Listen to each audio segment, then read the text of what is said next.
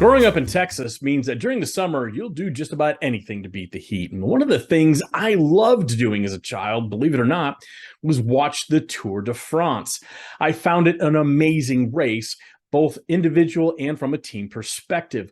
My favorite part of the race, though, was the individual time trials up L'Alpe d'Huez, which was also known as the Hill of Truth.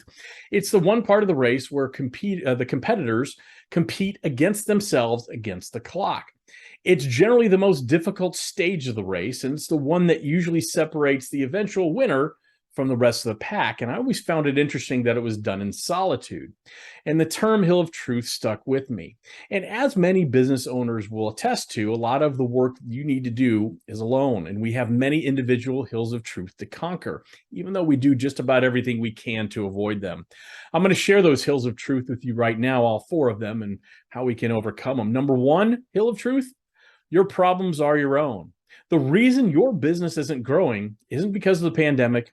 It's not because of outside forces. It's because of you and your strategy and how you're executing it. That's it. You need to accept that.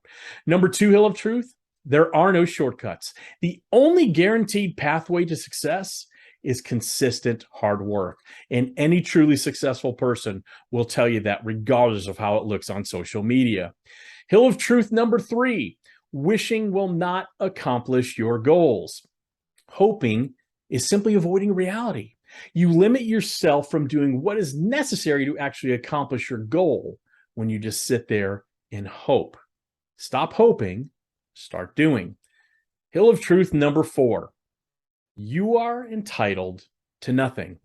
Let me repeat that. You are entitled to nothing. I'm entitled to nothing. None of us are entitled to anything. When you don't get what you feel you deserve, you end up convincing yourself that it's the fault of outside forces that you're not succeeding. And that's when we go back to Hill of Truth number one. Clients are only going to work with you when you prove your value through actions.